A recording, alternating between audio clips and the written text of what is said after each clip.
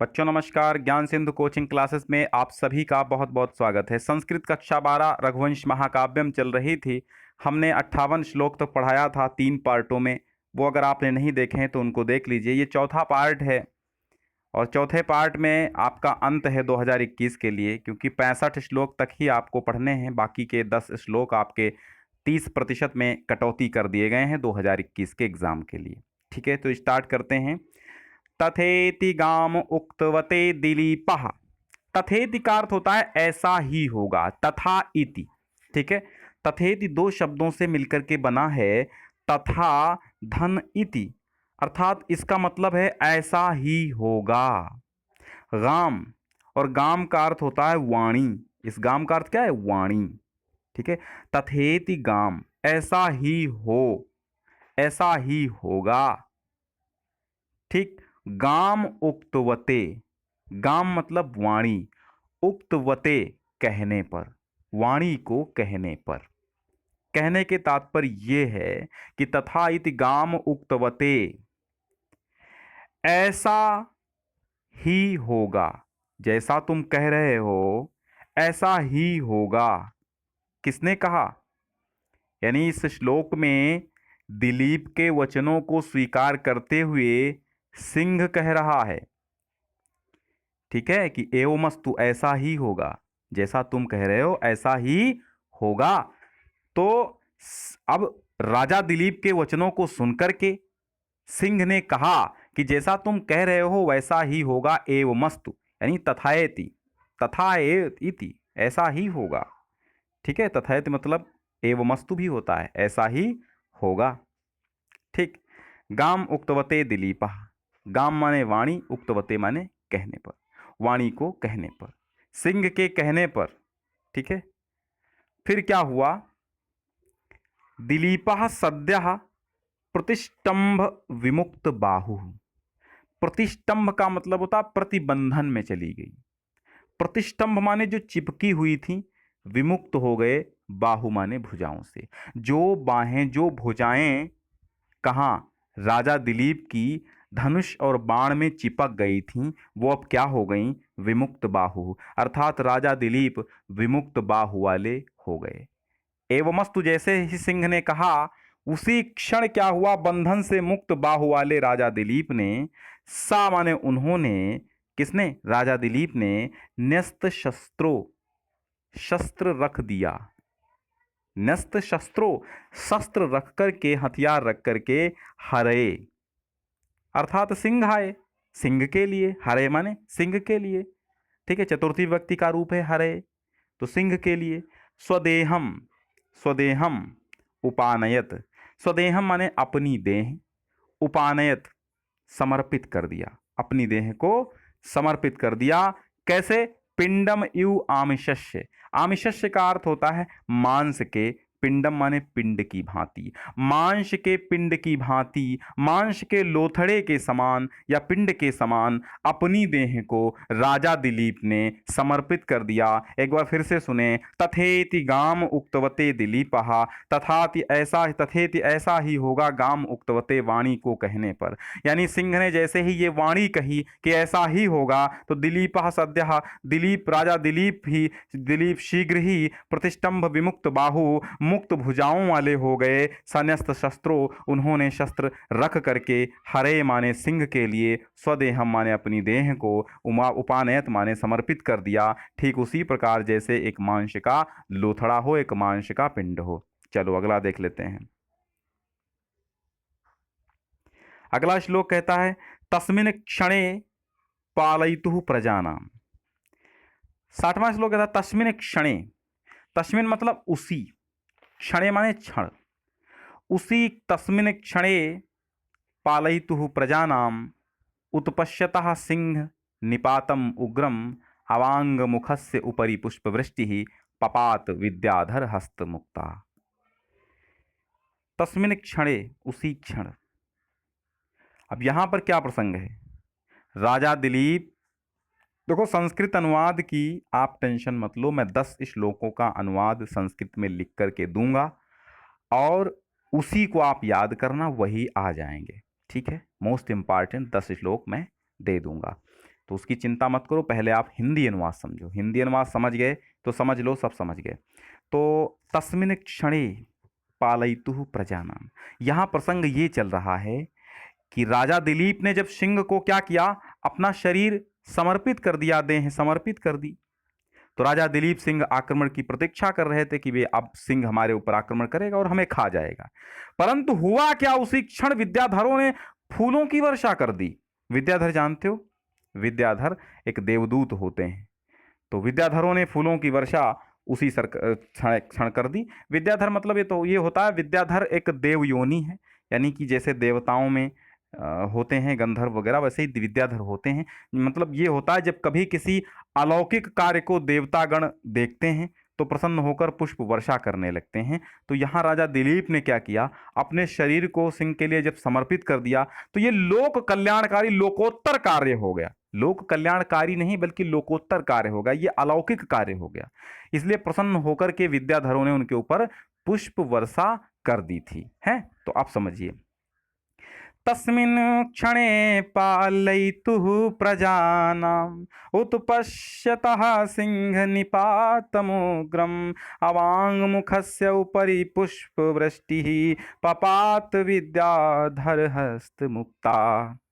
तस्मिन् क्षणे, उसी क्षण भर, उसी क्षण में, पालयितुः प्रजानाम, प्रजा के पालन करता, उसी क्षण पालयितुः प्रजानाम अर्थात प्रजा के पालन करता राजा दिलीप, प्रजानाम उत्पश्यतः, ठीक है, पालयितुः प्रजानाम उत्पश्यतः। उत्पश्यतः का अर्थ क्या है ना, देखते हुए। उत्पश्यतः माने देखते हुए या इंतजार करते, वेट करते हुए। सिंह निपातम उग्रम, सिंह के निपातम माने आक्रमण को, उग्रम माने भीषण, सिंह के भयंकर आक्रमण को, सिंह के भीषण आक्रमण को देखते हुए राजा दिलीप ने अवांग मुखस्य ऊपरी, अवांग मुख अपना सिर नीचा कर लिए थे। ठीक है, क्या कर रहे थे, सिंह के लिए अपने शरीर को समर्पित करने वाले जो राजा दिलीप थे उसी क्षण भीषण सिंह आक्रमण की प्रतीक्षा कर ही रहे थे। अवांग मुखस्य ऊपरी, परंतु तभी क्या हुआ, अवांग मुखस्य अर्थात सिर नीचे को मुख किए हुए राजा दिलीप पर पुष्पवृष्टि ही, पुष्पों की वर्षा, पपात माने कर दी, पुष्पों की वर्षा पपात माने कर दी या हुई, विद्याधर हस्तमुक्ता, विद्याधर के हाथों से मुक्त होकर के, विद्याधर हस्तमुक्ता, विद्याधर के हाथों से, विद्याधरों के हाथों से मुक्त होकर के, विद्याधर के हाथ से मुक्त होकर के पुष्पों की वर्षा तभी होने लगी। यानी उसी क्षण प्रजा के पालन करता राजा दिलीप सिंह के आक्रमण की प्रतीक्षा कर रहे थे, अवांग मुख से ऊपर अपने मुख को नीचा किए हुए, तभी ऊपर से पुष्पवृष्टि होने लगी। और वो पुष्पवृष्टि किसने की थी, विद्याधर हस्तमुक्ता, विद्याधर ने हाथ को खोलकर पुष्प वर्षा कर दी, किसके ऊपर, राजा दिलीप। एक बार फिर से समझो, तस्मिन् क्षणे पालयितुः प्रजानाम, उसी क्षण प्रजा के पालन करता राजा दिलीप, उत्पश्यतः माने देखते हुए, सिंह निपात उग्रम, उग्र निपात माने आक्रमण को, उग्रम माने उग्र भीषण, सिंह माने सिंह के भयंकर भीषण आक्रमण को देखते हुए बैठ गए अवांग मुख से ऊपर। फिर क्या हुआ, एक मांस के लोथड़े के समान में बैठे, तो फिर क्या हुआ, अवांग मुख से ऊपर मुख नीचे किए हुए और ऊपर से पुष्प वृष्टि, पुष्प की वर्षा, पपात माने अभवत, अभवत माने हुई, ठीक है, पपात का अर्थ है अभवत, अभवत माने हुई, पुष्प की वर्षा हुई, विद्याधर हस्तमुक्ता, विद्याधर के हाथों से, ठीक है, विद्याधर के हाथों से उस समय मुक्त होकर के पुष्प वर्षा। हस्तमुक्ता माने हाथ, हाथों को खोल दिया विद्याधरों ने, और क्या हुआ, फिर पुष्प वर्षा होने लगी। ठीक है, आप समझ गए होंगे। 61वां देखिए, उत्तिष्ठ वत्सेत, उत्तिष्ठ वत्स इति अमृताय मानम। क्या आनंद की विषय है। उत्तिष्ठ, उत्तिष्ठ मतलब उठो, उत्तिष्ठ वत्से, वत्स इति अमृतायमानम वचो निशम्य उत्थितम उत्थितः सन् ददर्श राजा जननीम इव स्वाम गामग्रतः प्रस्त्रविणीम नृसिंहम। अब क्या हुआ, पुष्प वर्षा होने लगी राजा दिलीप पर, और अब क्या हुआ, फिर क्या हुआ कि इस प्रसंग यहाँ पर यह है कि अपनी देह को अर्पण कर दिया था राजा दिलीप में, दिलीप ने, लेकिन हे वत्स उठो, इस प्रकार के वचनों को सुना राजा दिलीप ने। और जब ऐसे वचनों को राजा दिलीप ने सुना तो उठकर उन्होंने अपने आगे देखा तो नंदिनी को खड़े देखा। गाय नंदिनी खड़ी हुई थी, सिंह को नहीं देखा। इसी का वर्णन इस श्लोक में कवि कालिदास इस प्रकार कर रहे हैं। अब देखिए कैसे कर रहे हैं। उत्तिष्ठ वत्स, उठो वत्स, बच्चा उठो, वत्स उठो, अमृताय मानम, अमृताय मानम, अमृत से सने हुए। अमृताय मानम का अर्थ है अमृत से सने हुए। वचो माने वचनों को, निशम्य माने सुन करके, उत्तिष्ठ उत्तिष्ठा उत्तिष्ठा, उत्थितम उत्थितम उत्थितः उत्थितः अर्थात खड़े हो जाओ। अमृत से सने हुए वचनों को उठकर खड़े हुए। राजा दिलीप ने क्या देखा? राजा दिलीप ने क्या देखा? राजा दिलीप ने देखा, ददर्श राजा जननीम इव स्वाम, जननीम इव स्वाम। जननीम मतलब माता, माता की भांति। जननीम इव माता की भांति, स्वाम माने अपनी, गाम माने गाय को, अग्रतः माने सामने, आगे की ओर। प्रस्त्रविणीम न सिंहम, प्रस्त्रविणीम का मतलब, प्रस्त्रविणीम का मतलब क्या होता? दुग्ध प्रसविनी। न सिंहम, सिंह को नहीं देखा। किसको देखा? गाय को खड़े हुए, क्योंकि सिंह वहां से रफू चक्कर हो गया था, गायब हो गया था। तो उत्तिष्ठ वत्स, उठो वत्स, इति अमृताय मानम, इस प्रकार अमृत से सने हुए वचो निशम्य वचनों को सुनकर के, उत्थित उत्थितः उठ खड़े हुए, और उठ कर के, उत्थितम सन और उठ कर के, ददर्श माने देखा, राजा जननीम यु, राजा ने, जननीम यु अर्थात माता की भांति, स्वाम माने अपनी, अपनी माता की भांति, गाम अगरतः गाय को आगे खड़े हुए, प्रस्रविणी माने दुग्ध प्रसविनी गाय को आगे खड़े हुए देखा, और सिंह को नहीं देखा, अर्थात सिंह को नहीं देखा, वहां पर सिंह नहीं था। तो कैसा लगा? आगे देखिए। एक बार लाइक शेयर बच्चों कर दीजिए। कुछ बच्चे हैं समझ नहीं पा रहे हैं कि हम संस्कृत भी पढ़ा रहे हैं, तो उनको शेयर कीजिएगा, ताकि बेटा वो बच्चे भी आपसे कुछ सीखें और हमसे कुछ सीखें, उनकी भी हानि ना हो। इस लॉकडाउन के समय में लोगों को, बच्चों को क्या हो रहा है कि जो संस्कृत है वैसे भी कठिन लगती है। अच्छा, जिन पर लदी हुई है, संस्कृत का भार लदा हुआ है और संस्कृत लदी हुई है, वो भार स्वरूप ना समझें, क्योंकि हम उनके साथ खड़े हुए हैं। ठीक है, इसलिए उन सबको आप शेयर कीजिए। जो बच्चे संस्कृत लिए हुए हैं अपने कॉलेज के ग्रुप्स पर शेयर कीजिए, अपने कॉलेज के मित्रों को शेयर कीजिए, जो आपके पास व्हाट्सएप फेसबुक जो कुछ हो वहाँ पे आप शेयर कर दीजिए, ताकि ढेर सारे बच्चों को इस ऐसे कठिन घड़ी में उनको सहारा मिल जाए। तो तम विस्मितम धेनु उवाच साधो माया मायोद्भाव्य परीक्षितो असि ऋषि प्रभावान्मयि नान्तकोऽपि प्रभु प्रहर्तुम किमुतान्हिंस्रा। फिर क्या हुआ?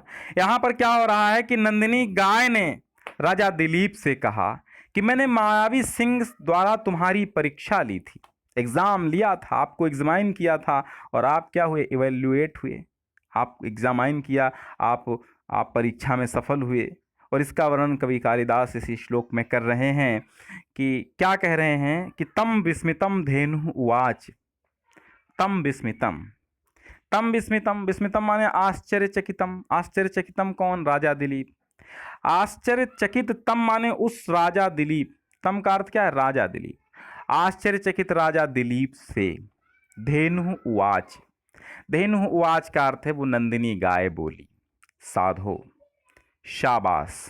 साधो का अर्थ क्या है? शाबाश या हे सज्जन। साधो के दो अर्थ निकल रहे हैं, साधो शाबाश, और दो हे सज्जन दूसरा अर्थ है। मायाम मायोद्भाव्य परीक्षितो असि।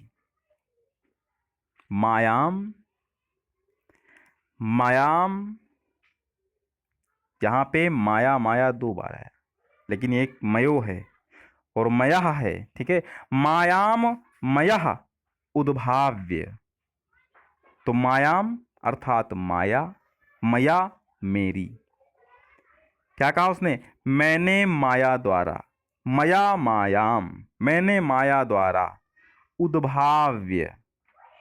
उद्भाव्य माने उत्पाद्य अर्थात उत्पन्न किया।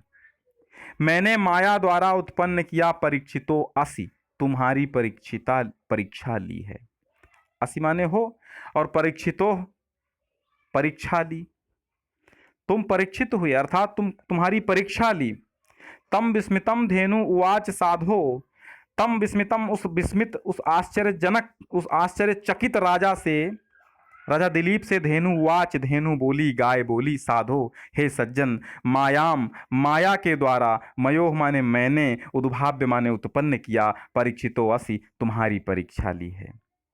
माया के द्वारा मैंने सिंह को उत्पन्न करके तुम्हारी परीक्षा ली थी। ऋषि प्रभावात मई ना अंत को अपि, ऋषि प्रभावात ऋषि वशिष्ठ जी के प्रभाव से, ऋषि वशिष्ठ के प्रभाव से, मई माने मेरे ऊपर, न अंतको अपि, अंतक माने क्या होता? अंतकः अपि, अंतक माने होता अंत करने वाला, और अंत करता कौन है इस संसार के प्रत्येक मनुष्य का? और वो है आपके यमराज, यमदूत, वो अंत करते हैं। तो ऋषि प्रभावात ऋषि के प्रभाव से, मई माने मुझ पर, नान्तको अपि यमराज का भी प्रहार अर्थात यमराज भी प्रहार करने में समर्थ नहीं है। प्रभु प्रहर्तुम किमुत अन्य हिंस्त्रा, तो अन्य हिंसक बाघ आदि कैसे समर्थ हो सकते हैं? अर्थात किसी की हिम्मत नहीं है जो मुझ पे प्रहार करे। अस्मिन् श्लोके कवि कालिदासा कथयत यत्, इस श्लोक में कवि कालिदास कहते हैं कि तम विस्मितम धेनु उवाच साधो, उस आश्चर्यचकित राजा दिलीप से धेनु उवाच गाय बोली साधो हे सज्जन, माया के द्वारा मैंने, उद्भाव्य माने उत्पन्न करके, परीक्षितो अस तुम्हारी परीक्षा ली है। मैंने माया के द्वारा उत्पन्न करके उस सिंह को तुम्हारी परीक्षा ली है। और ऋषि प्रभावात महर्षि वशिष्ठ के प्रभाव से, न अंतको अपि प्रभु प्रहर्तुम, अंतक भी अर्थात यमराज भी, न अंतको अपि और यमराज भी, प्रभु प्रहर्तुम प्रहार करने पर मुझ पर, जो अंतक है वो भी प्रहार करने में समर्थ नहीं है। न प्रभु मतलब न समर्थ, न प्रभु न समर्थ, ठीक है, ना प्रभु ना अंतकः प्रभु, प्रभु माने होता है समर्थ होना। प्रहर्तुम माने, प्रहर्तुम में तुमुन प्रत्यय लगा, ठीक है, तो प्रभु प्रहर्तुम नान्तको अपि, यमराज भी मुझ पर प्रहार करने में प्रभु नहीं है अर्थात समर्थ नहीं है। किम उत अन्य हिंस्त्रा, किम उत अन्य हिंस्त्रा, फिर अन्य हिंसक पशुओं की क्या सामर्थ्य है? फिर अन्य हिंसक बाघ आदि पशु कैसे समर्थ हो सकते हैं?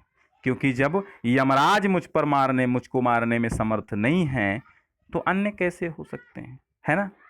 किमुत अन्य हिंस्त्रा, ठीक है। चलो अगला देखो,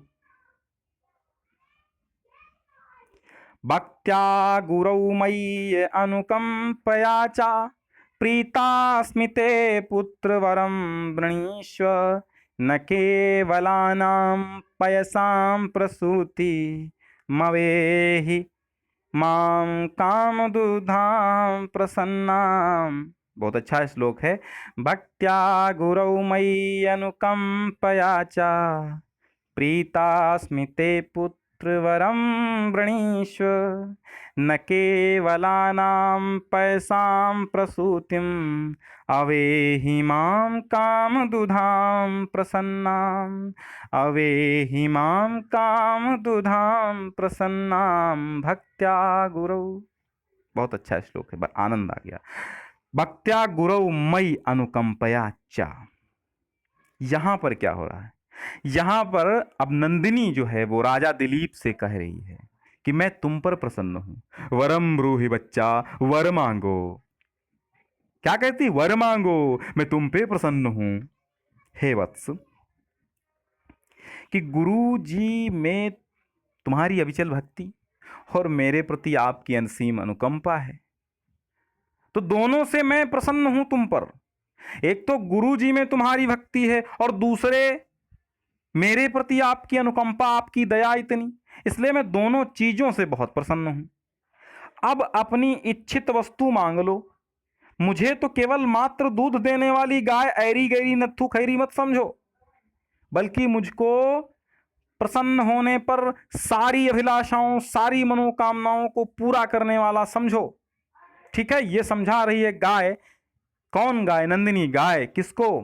किसको समझा रही है? राजा दिलीप को। भक्त्याह गुरौ, गुरु के प्रति आपकी अविचल भक्ति। मई अनुकंपया चा, और मई माने मुझ पर, अनुकंपया चा, और मुझ पर आपकी अनुकंपा। प्रीतास्मि, मैं प्रसन्न हूं, ते पुत्र, तुमसे हे पुत्र, वरम वृणीश्व, वर मांगो। वरम वृणीश्व, वर मांगो। न केवला नाम पैसाम प्रसूति, न केवल पैसाम दुग्ध प्रसूति, मुझे केवल दूध उत्पन्न करने वाली अवेह न जानो, बल्कि माम, मुझको काम दुधाम प्रसन्नाम, मुझको काम दुधाम प्रसन्नाम, अर्थात मुझको काम दुधाम, मनोकामना रूपी दुग्ध, कामान दोग्धी, अर्थात मुझको मनोकामना रूपी दुग्ध उत्पन्न करने वाली समझो। प्रसन्नाम माने प्रसन्न होने पर, प्रसन्नाम माने प्रसन्न होने पर, माम माने मेरे प्रसन्न होने पर, काम दुधा अवेही, काम रूपी दूध, अर्थात सारी क्रियाओं को सफल करने वाला दुग्ध, सारी मनोकामनाओं को, काम का अर्थ यहाँ पे कामनाओं को, मनोकामनाओं को पूरी करने वाली समझो। वंस अगेन इस श्लोक को समझ लीजिए, बहुत इंपॉर्टेंट मुझे लगा। भक्त्या गुरु मई अनुकंपया चा, आपकी भक्ति, गुरु में आपकी अविचल भक्ति, मई अनुकंपया चा, और मुझ पर असीम अनुकंपा। प्रीतास्मिते पुत्र, हे पुत्र मैं तुमसे प्रसन्न हूँ। वरम वृणीश्व, वर मांगो। न केवला नाम पैसाम प्रसूति, मुझे केवल पैसाम माने दुग्ध प्रसून उत्पन्न करने वाली गाय मत समझो। अवे ही माम, मुझको जानो काम दुधाम, मनोकामनाओं को पूरा करने वाली प्रसन्नाम, प्रसन्न हो जाने पर। ठीक है, चलो अगला देख लो, 64वां श्लोक। ततः समानी सामानितार्थी, हस्तौ स्वहस्तार्जित वीर शब्दः, वंशस्य कर्तारमनंत कीर्तिं, सुदक्षिणायां तनयां ययाचे, तथा समानी सामानितार्थी, हस्तौ स्वहस्तार्जित वीर शब्दः, वंशस्य कर्तारमनंत कीर्तिं, सुदक्षिणायां तनयं ययाचे, सुदक्षिणायां तनयं ययाचे। यहाँ पर क्या कह रही है गाय? कह रही है कि राजा दिलीप ने हाथ जोड़कर, गाय नहीं कह रही, यहाँ पे राजा दिलीप ने हाथ जोड़कर वंश को चलाने वाला, अब ये वर मांग रहे हैं। कौन वर मांग रहा है? राजा दिलीप कह रहे हैं कि मुझे वंश चलाने वाला एक पुत्र दे दो माते। सुदक्षिणा ने मांगा है, और इसका वर्णन कवि कालिदास कह रहे हैं।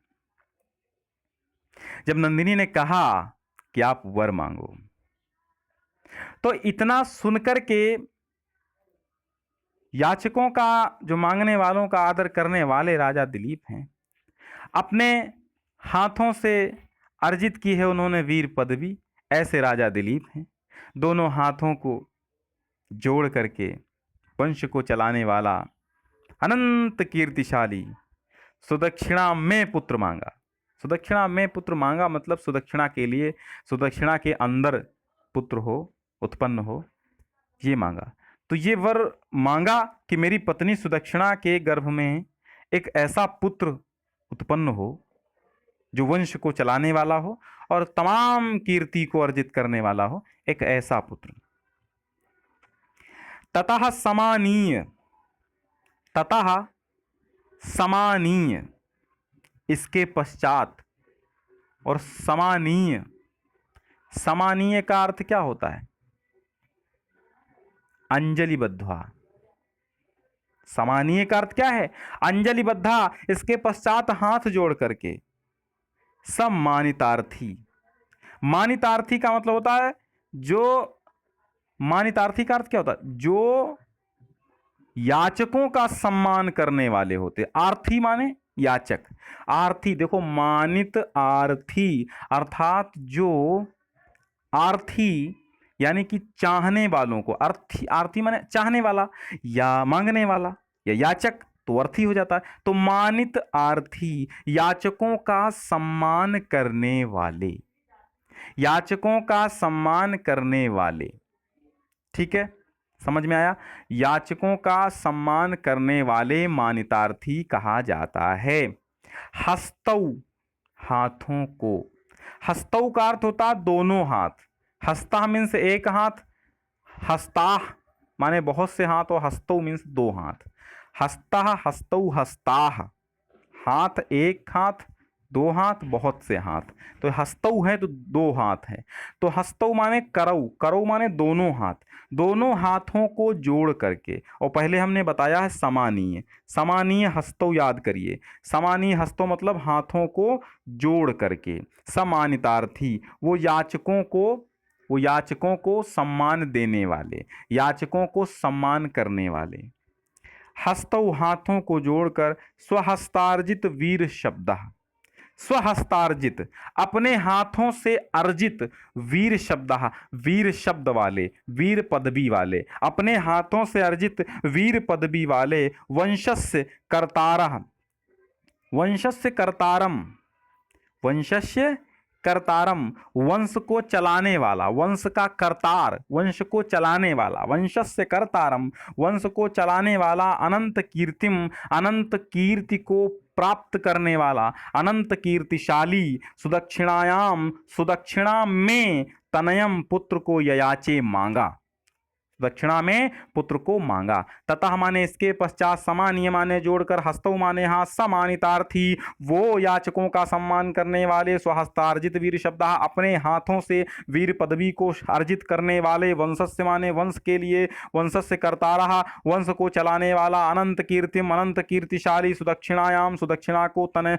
सुदक्षिणा में तनयम पुत्र को ययाचे माने मांगा। उन्होंने क्या मांगा कि सुदक्षिणा में पुत्र हो, यानी कि सुदक्षिणा के गर्भ में पुत्र आ जाए, ऐसा उन्होंने मांगा। और पुत्र कैसा हो, अनंत कीर्तिशाली हो और वंश को चलाने वाला हो। तो राजा दिलीप ने राजा दिलीप के अज हुए, ठीक है, राजा दिलीप, ठीक है, राजा दिलीप के पुत्र कौन हुए थे, दिलीप के कौन पुत्र हुए थे, कमेंट बॉक्स में जरूर बताइएगा, ठीक है। राजा दिलीप के रघु, अज, दशरथ, राम, ठीक है। चलो अगला देख लेते हैं, यहाँ पे कुछ कन्फ्यूजन है। रघु इनके पुत्र राजा दिलीप के, हाँ रघुवंश में थे राजा दिलीप, रघु के राजा दिलीप थे, और दिलीप के पुत्र अज है, और अज के दशरथ हैं, और दशरथ के राम है, राम के लवकुश हैं, और आगे मुझे ज्यादा नहीं पता है आगे वंश कहाँ तक चला। तो बच्चे समझो ये कि संतान कामाय तथेति कामम राज्ञे प्रतिश्रुत्य पयस्विनी सा दुग्ध्वा पयः पात्रपुटे मदीयम पुत्रोपभुङ्क्षेति तमादिदेश, पुत्रोपभुङ्क्षेति तमादिदेश। संतान कामाय तथेति कामं राज्ञे प्रतिश्रुत्य पयस्विनी सा दुग्ध्वा पयः पात्रपुटे मदीयं पुत्रोपभुङ्क्षेति तमादिदेश। देखो लास्ट श्लोक है और मस्त श्लोक है, बच्चे इसे फिसलने मत देना। संतान काम आए, संतान काम आए तथेति कामम, संतान काम आए संतान की कामना करने वाले। संतान कामाए कौन, राजा दिलीप, संतान की कामना करने वाले। तथेति एवमस्तु, तथेति का अर्थ अभी हमने बताया था, एवमस्तु ऐसा ही होगा, कामम ऐसा ही होगा, ठीक है, ऐसा ही होगा। कामम राज्ञे प्रतिश्रुत्य। तो यहां पर हम आपको प्रसंग बता देते हैं। प्रसंग ये है कि जो संतान को चाहने वाले राजा दिलीप हैं, तो उनसे ऐसा ही हो तथेति कहा, हे पुत्र मेरे दूध को लेकर के जाओ, थोड़ा दूह करके काहे में, एक दोने में, दोना काहे का, पत्तों का बना लो, पत्तों का एक कटोरा बना लो और उसमें मेरा दूध ले लो थोड़ा, और उसको लेकर के जाओ। फिर क्या होगा, यानी उसने कहा कि उस पयस्विनी नंदिनी गाय ने कहा कि आप संतान की कामना करने वाले राजा दिलीप हैं, आपसे ऐसा ही हो, ऐसा वर दिया और कहा हे पुत्र आप मेरे दूध को ले जाओ दोने में धोकर और पियो। ऐसी उसने क्या आज्ञा दे दी। ठीक है, कामम।